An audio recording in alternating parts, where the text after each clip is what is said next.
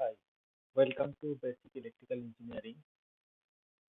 Here we will discuss about the working principle of DC motor as well as the back EMF that is produced in a DC motor.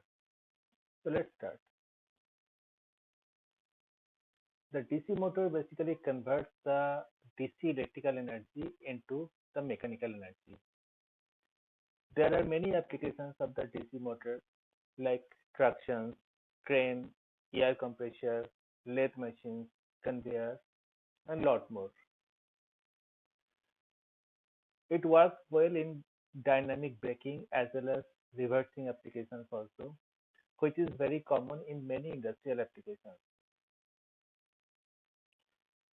Their quick acceleration, stopping and reversing along with their linear speed torque curve make the DC motor a very popular choice in many new designs, particularly for the fractional horsepower applications. The construction of the DC motor is same as that of the DC generator. I have already discussed about the construction of the DC generator. Uh, as far as the construction is concerned, the DC motor and the DC generator is exactly same. So let's see the parts of the DC machine.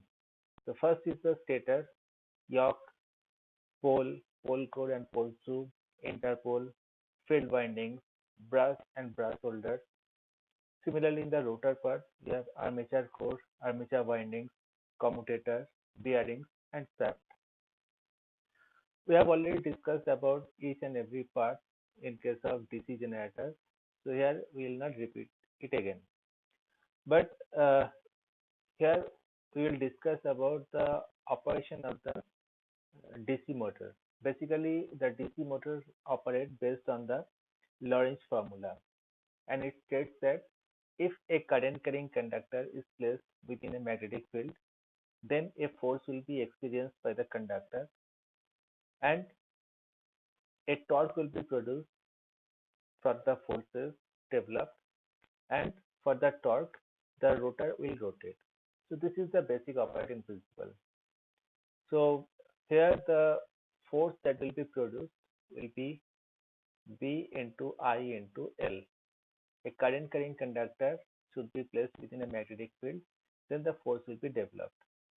Depending upon the force, the torque will be produced where F is the force and R is the radius of the rotor, and depending upon the torque, the rotor will rotate. So again, we require the magnetic field as well as we have to supply the current to the rotor.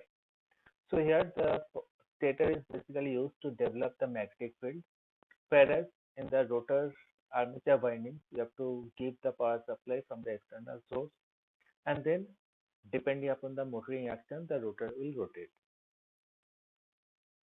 So the principle of the operation of a DC motor, as we have already discussed, it works on the principle of Lorentz law, which states that when a current carrying conductor is placed in a magnetic field, the conductor will experience a mechanical force.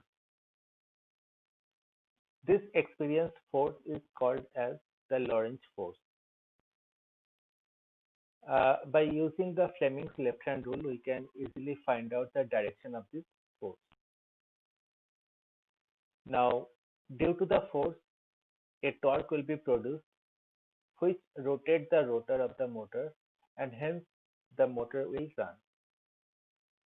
So we can see this simple figure. Here we have used a constant magnetic field by using a permanent magnet, and within this magnetic field a coil is placed. The coil is connected, the conductor of the coil is connected with the commutator segment and the brush, and power is supplied given from the external DC voltage source. So when the magnetic field is produced, the current is flowing through the conductor, then the force will be developed on the conductor. From Fleming's left hand rule, we can easily find this is the direction of the magnetic field from north to south. This is the direction of the current in this side, and here the current in the opposite side. So if we find the direction of the force, then here the force will be upward. In this side the force will be upward, and here the force will be downward. And as a result, the coil will start to rotate in an unidirectional rotation. So this is the basic operating principle of the operation of a DC motor. Now let's discuss about the Fleming's left hand rule, because it is directly related to the motoring action. Here the thumb, middle finger and the index finger of the left hand are displaced from each other by an angle of 90 degrees, as shown in this figure. So the forefinger indicates the direction of the magnetic field, the middle finger indicates the direction of the current, and the thumb indicates the direction of the force that we have seen in the previous figure. So the index finger represents the magnetic field, the middle finger represents the direction of the current through the conductor. So the thumb will indicate the direction of the force acting on the conductor. The formula to calculate the magnitude of this force, as we have already mentioned, F is equal to B into I into L Newton. So from this formula, we can easily find out the magnitude of the force, and then the torque can be found out by multiplying this force with the radius of the rotor armature.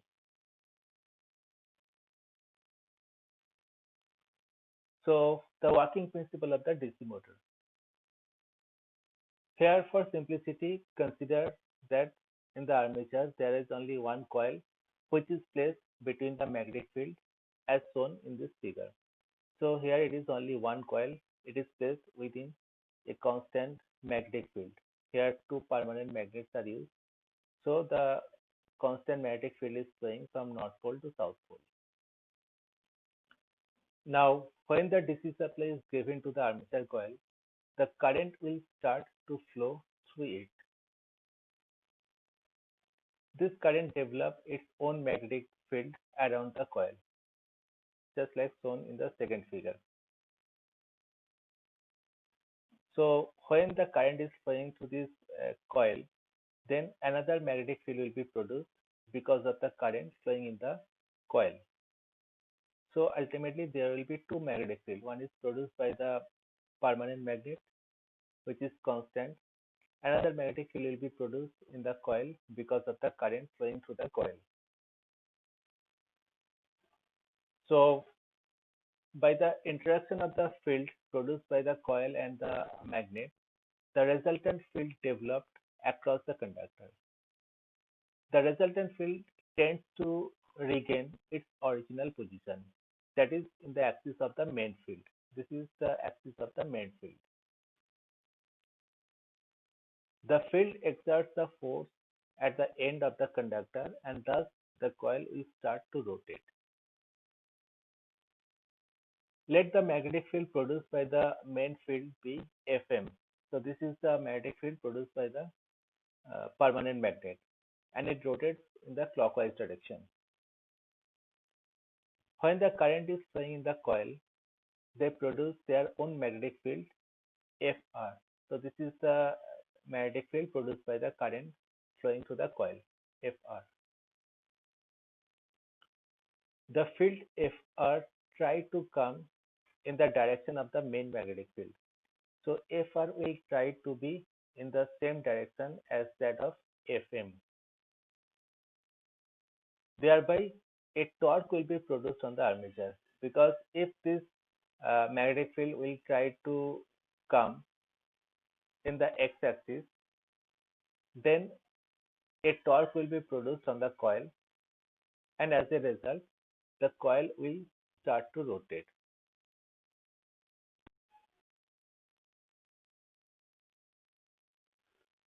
So basically here we have considered only one coil, but actually in DC motors there are large number of armature coils present in the armature core. The speed of the motor is basically proportional to the torque produced, and the torque is basically produced by the current, and it is directly proportional to the number of coils used in the motor, because if the coil is more, then the current flowing will also be the more. Therefore, the torque produced will also be high. These coils are kept under the impact of the magnetic field, where one end conductor is kept under the influence of the North Pole and the other end is kept under the influence of the South Pole, as it can be seen in this figure. So this is the North Pole and this is the South Pole. So the direction of the current of through each conductor which is under the influence of the North Pole should have the same direction. Here it is shown as a dot convention. On the other hand, under the South Pole, the current in each and every conductor is cross convention. This is because the force and the torque that is produced on the conductor should be unidirectional. From the Fleming's left hand rule, we have seen if three fingers are stretched, then in this case, if either of the field, either of the magnetic field or the current change its direction, then the direction of the force will also be reversed. But if we change the direction of the current as well as magnetic field both simultaneously, therefore the force developed on the conductor will be unidirectional. So while the conductor is under the North Pole, here the polarity is North Pole and the current is dot. So let's say the force is developed in the clockwise direction. Now when the conductor are under the South Pole, as it is the South Pole, so the polarity changes from north, now it changes to south. And also the direction of the current through the conductor changes. Initially under the North Pole it was the dot, but under the South Pole it becomes cross. As a result, the force developed on each and every conductor will again be in clockwise direction. So as a result, the force which is developed on this armature will be unidirectional. So the torque produced will also be the unidirectional. So the rotate will rotate in a particular direction. The current enters into the armature coil through the North Pole and moves towards to the South Pole, as it is shown in this figure. Dot means the current is coming out from the plane, and cross means the current is entering to the plane. When the coil moves from one brush to another brush, at the same time the polarity of the coil also changes. As this coil where the current is dot, when it crosses this magnetic neutral axis, the current through the conductor should change from dot to the cross. It is because to make the unidirectional torque. So we have to change the current through each and every conductor when it will cross under one magnetic pole to another magnetic pole. So the direction of the force of the torque acting on the coil remains same. That's why you have to change the direction of the current through the conductor when it changes the influence of the pole from north to south or from south to north. The torque induced in the coil becomes zero when the armature coil is perpendicular to the main field. So when the armature coil is perpendicular to the main field, at that particular point, there will be no force developed, therefore the torque will be zero. The zero torque means the motor will stop rotating. But this problem can be solved by using the large number of armature coils that is normally used on the rotor. So when this conductor where the current is dot is under the North Pole, when it will rotate, it will come under the influence of the magnetic neutral axis, then the torque produced on this conductor will be zero. But once it crosses the magnetic neutral axis and it comes under the South Pole, then the current will be now cross. So whatever may be the conductor that is on the magnetic neutral axis, there will be no current flowing to the conductor, therefore no torque will be produced. But this problem can be resolved by using large number of conductors. Actually, on the armature core, there are number of conductors throughout the periphery. So if the force developed on the one conductor is zero, then also there will be a lot more conductors also on which the force will be developed. Therefore, the rotor will continue to rotate. So if there is one coil is perpendicular to the field, the uh, current will be zero, the torque will be zero, but the rotor will move continuously because of the other coil. Also, for obtaining the continuous torque, the arrangement is kept in such a way that whenever the coil cuts the magnetic neutral axis of the magnet, the direction of the current will coil become reversed. That we have already discussed. When this conductor, which is under the north pole, because of the torque produced, it will rotate, and when it will come on the magnetic neutral axis, the current through the conductor will become zero. So no torque will be produced on this conductor. But because of the momentum, when it crosses the magnetic neutral axis, now the current will automatically be changed to the conductor. The current will be reversed. And as the current is reversed, therefore it is come under the south pole, and hence the force as well as the torque will be in the same direction. That was previously when it was under the north pole. This is basically done by using the commutator, because commutator is the device in case of DC motor. It basically converts the DC current to the alternating AC current. That is done by the commutator. So let's discuss about the commutation in the DC machine. How commutator converts the direction of the current in a particular conductor when it comes from one pole to other pole. So the commutation in a DC machine is the process by which the reversal of the current takes place. In DC generator, this process is used to convert the induced AC in the conductor to the DC output. In case of DC generator, the EMF which is induced in the armature winding, it is AC in nature. But because of the commutator, this AC EMF and AC current will be converted to DC, and then we'll get the output as a DC. Whereas in case of DC motors, the commutation is used to reverse the direction of the DC current before it is being applied to the coil of the motor. That we have already discussed. If the coil is under the north pole, the current should be in a particular direction. But if the conductor comes under the south pole, the current through the same conductor should be reversed. Generally, commutator helps in this process. As here we can see that uh, here is only one coil, that means two conductors. So one conductor is connected, this commutator 1, and the other side of the conductor is connected to the commutator segment 2. The force is developed and this coil will rotate. But when it will rotate, the current through the coil is from this side to the brushes, to the commutator and to the coil, and this current will be again back to this commutator and the circuit is completed. But when it will rotate and this side of the coil come under the south pole, that case the corresponding commutator will also come under this side.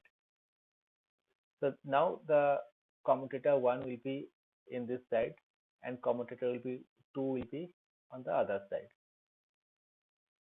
As the brush and the external voltage source are fixed in its position, therefore the current direction is always in this way. Therefore, when this conductor will come under the south pole,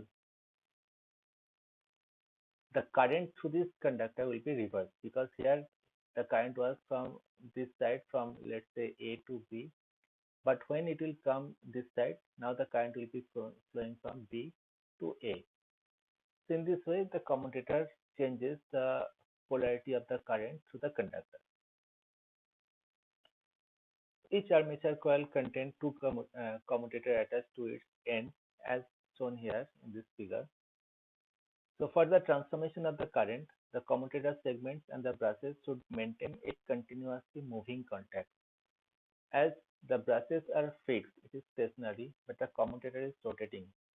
Therefore, the connection between the brush and the commutator should be smooth and it will be continuous to get the continuous uh, force and continuous torque. To get the larger output, more than one coil is basically used in DC machine as it is shown here. So this is the commutator, this is the brush, these are the armature windings. So when the power supply is given, the power will be supplied to the brush here.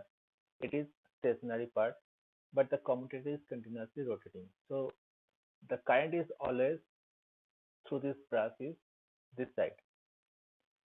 So when the commutator is rotating, the armature conductors which are connected to a particular commutator segment, the current will be changed through the conductors when it will come under from this brush to under this brush. So it will be automatically changing. So instead of one pair, we have number of pairs of the commutator segment because in a DC machine there are number of armature conductors on the armature slot. So the number of commutator segments is also very high. So in the next slide, we'll discuss how this commutation process happens.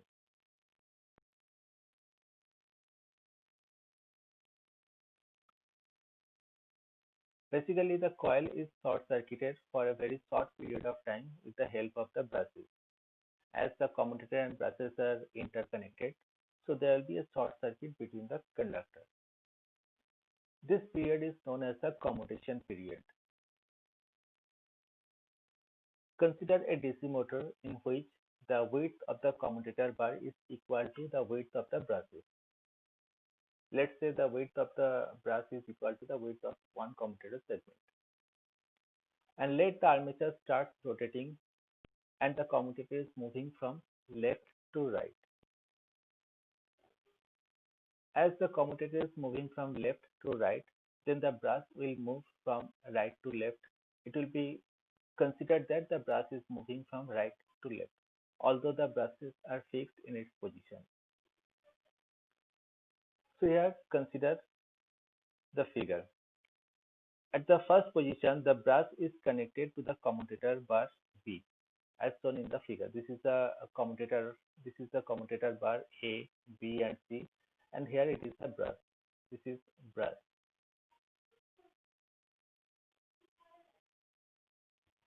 And this is the commutator segment. These are the armature coil connected. Then the total current conducted by the commutator bar B into the brush is 2 into IC. As here we can see that this is one coil, this is coil B, this is coil C. So the current is continuously flowing. So when the brush is connected with the commutator segment B, the current IC will come from this side, and here the current IC will come from this side, and the total 2 IC current will flow from brush through the commutator segment B to the brush and to the external circuit. Now, when the armature starts to move right, then the brush comes to the contact of bar A. As the commutator is rotating from left to right, brush is fixed in its position. So now in the second figure, we can see that the brush will be now in contact with the commutator segment A. Then the armature can flow through the two paths and through the bar A and B. Again, the total current will be 2 into IC. That we can see here. Let's say some part of the segment A is connected with the brush A. So if we apply KCL here, so some of the current, the total IC current is flowing, so some of the current will flow from commutator segment A to brush, and rest part will be flowing in forward. So let's say X amount of current is flowing to the B. So IC minus X current will flow from commutator segment A to brush B. Similarly, this X current will come here and it will join with the current IC that is coming from the coil C. So here IC plus X current will flow from commutator B to the brush.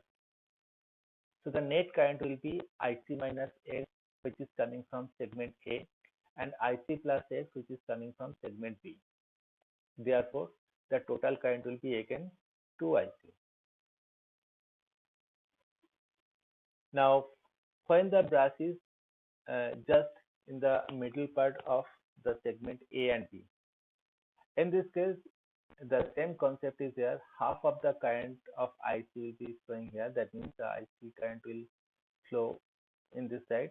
That means IC current will flow, total IC current will flow from A to commutator A to brush, and similarly IC current will flow from C to commutator B and to the brush. Now you can see that in this condition there will be no current flowing to the coil B. So we can say now the coil B is in the magnetic neutral axis, but the current to the external circuit is again 2IC and is in the same direction.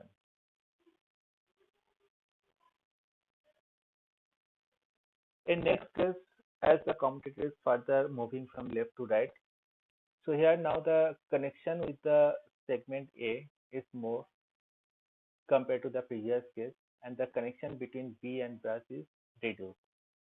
Therefore, we can say IC plus Y amount of current is flowing from commutator segment A to brush.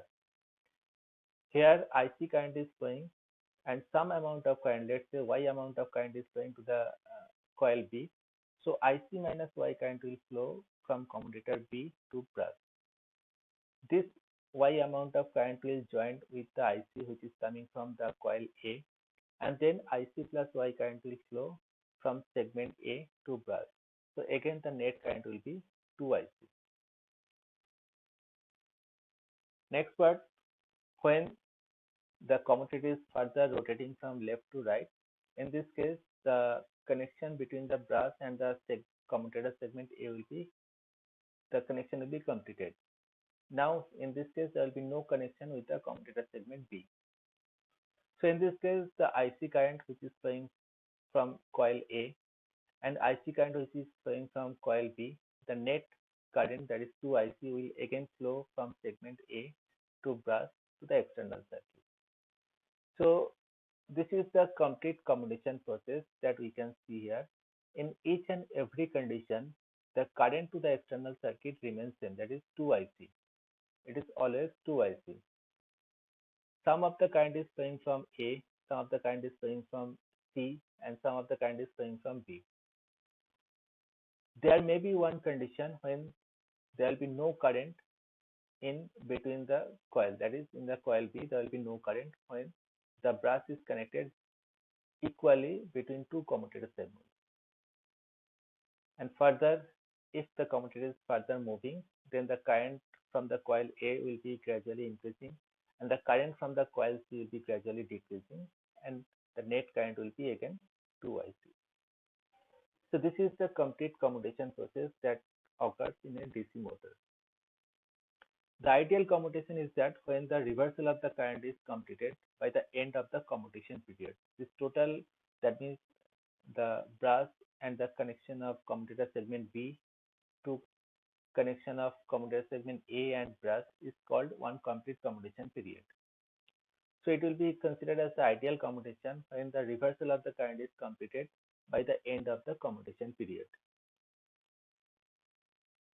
If the commutation process is not done properly, then there may be chances of sparking at the contact of brush and commutator. As a result, overheating occurs, which may damage the surface of the commutator. If the commutation process is not properly done, then there may be a chances of sparking between the commutator segment and the brush, and it may damage the machine as well as the performance will be deteriorated. Next is the back EMF of the DC machine. When the current carrying conductor placed in a magnetic field, the torque induced on the conductor and torque rotate the conductor, which cuts the flux of the magnetic field. According to the Faraday's law of electromagnetic induction, when a conductor cuts the magnetic field, then the EMF is induced in the conductor. The Fleming's right-hand rule determines the direction of the induced EMF. So on applying the right-hand rule, it can be seen that the direction of the induced EMF is opposite to the applied voltage. Therefore, this EMF is known as the counter EMF or the back EMF. So back EMF is basically developed in series with the applied voltage, but in the opposite direction. That is, the back EMF always opposes the current which causes to develop the back EMF. So let's see what happens. When the armature conductors are placed within the magnetic field and the current is supplied to the armature conductors, then according to the Lorentz law, F is equal to BIL, the force will be developed, corresponding torque will be produced, and this armature will start to rotate in a particular direction. As this armature is rotating within the magnetic field, now the situation comes within a magnetic field, the conductors are rotating. As a result, the magnetic field will cut the conductor and its value will be changing continuously as the conductors are rotating. Therefore, according to the Faraday law of electromagnetic induction, the EMF will be induced in the armature winding, which we have already seen in case of DC generator. DC generator operates based on this principle. Now, when this EMF is induced, it will try to oppose the cause for which this EMF is induced. And here the cause is the rotation of the armature. The rotation is because of the torque, and the torque is because of the force. But the force is produced by the current, and the current is produced by the external voltage source. Therefore, the EMF which is induced in the armature conductor because of the rotation of the rotor due to the motoring action, this induced EMF will oppose the supply voltage. So it is always oppose the supply voltage. That's why it is known as the counter EMF or the back EMF. So back EMF is considered as connected in series with applied voltage, but in the opposite polarity.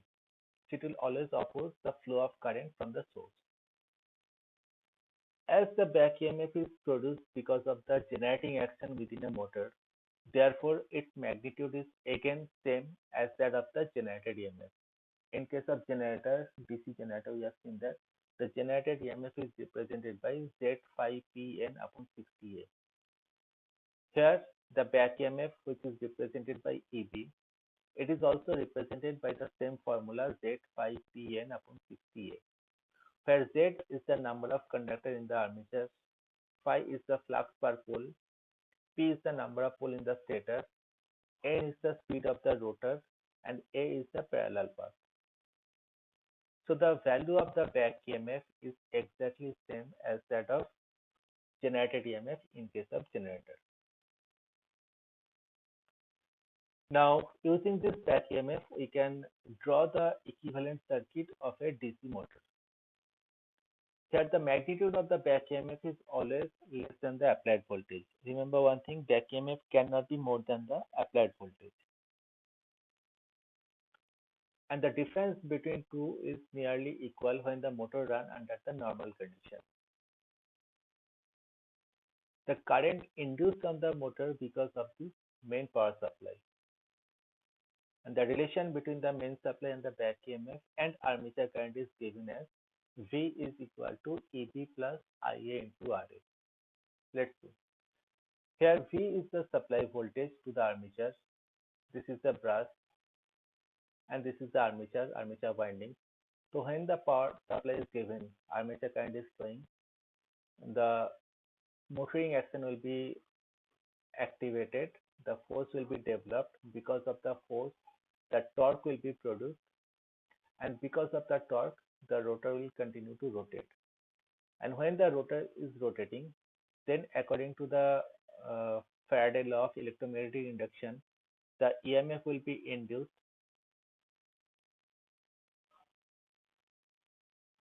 and this EMF we have already discussed. It is same as that of the generated EMF, but this EMF, according to the Lenz law, opposes the supply voltage.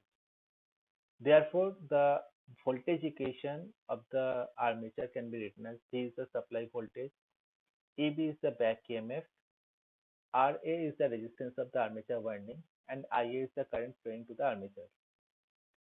So the sum of the back EMF and the voltage drop in the armature winding will be equal to the total supply voltage. This can be also written as EB is equal to V minus IA into RA. So you can write this also from this relation.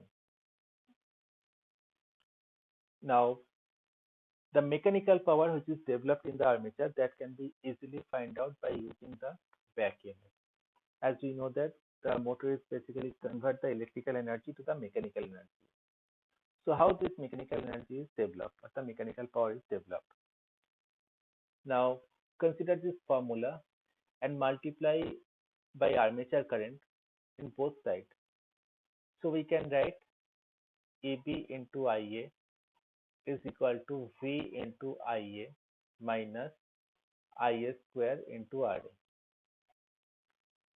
Here we have multiplied the armature current in both sides of the EMF equation. Now, V into IA is considered as the input voltage, input power, because V is the supply voltage and IA is the current flowing from the supply voltage. So V into IA is considered as input power. IA square RA is the loss in the armature winding. This is the ohmic loss. It is the loss. And we know that if the losses are subtracted from the input, then we get the output power. But in case of motor, the output power means the mechanical power. So basically, EB into IA is considered as the mechanical power developed in the armature of a motor. So this amount of electrical power, because EB into IA is the electrical power, and this electrical power is basically converted to the mechanical power.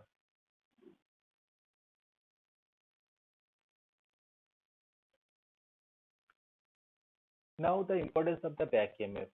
Why the back EMF? What is the purpose of the back EMF? Whether there is a merit or demerit of the back EMF in the DC motor. Let's see.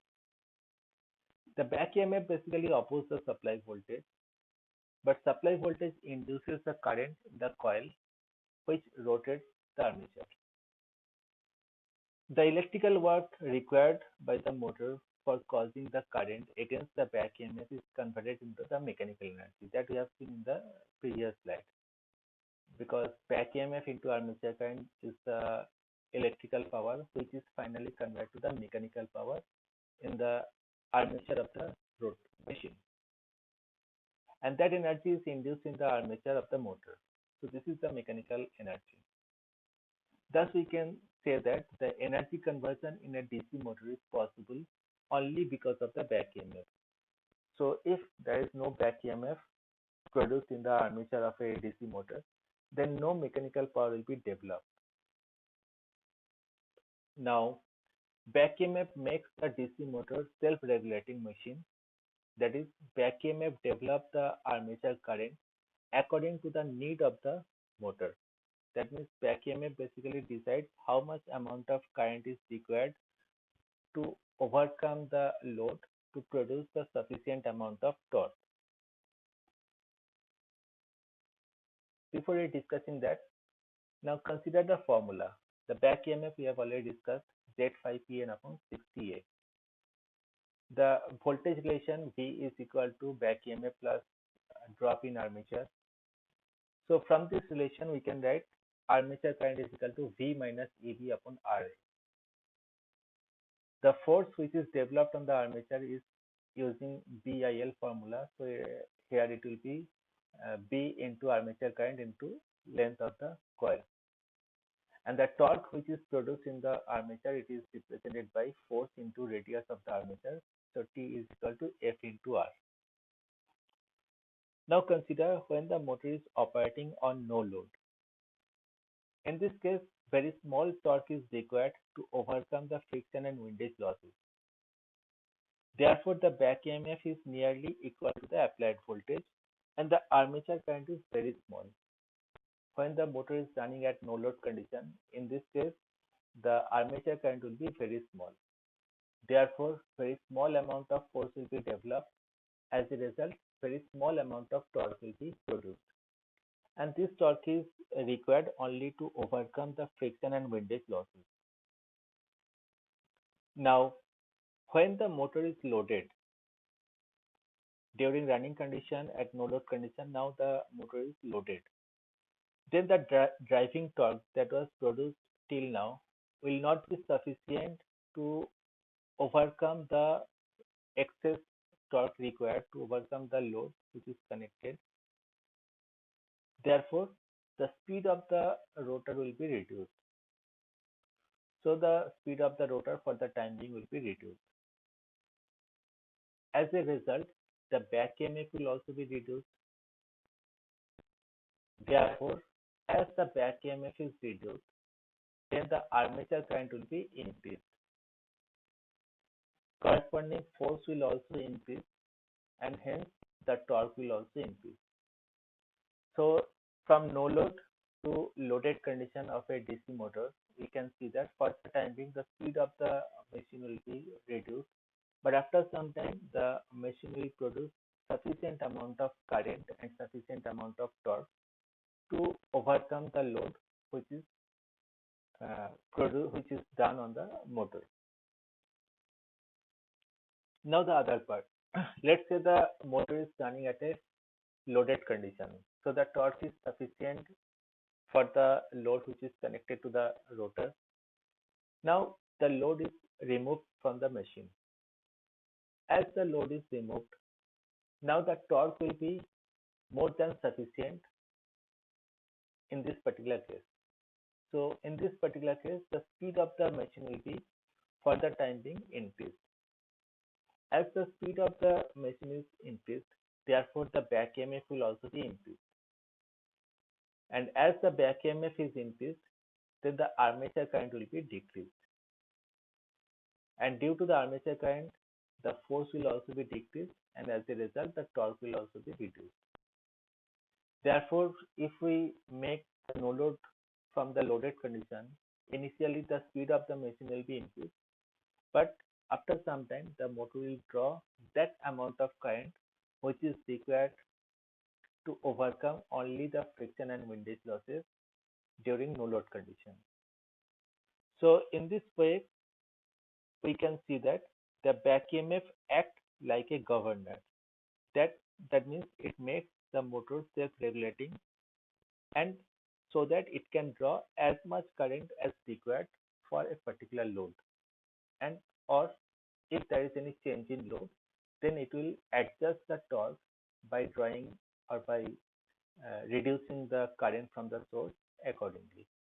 So it is just like a automatic governor for the DC motor. That's all. Thank you.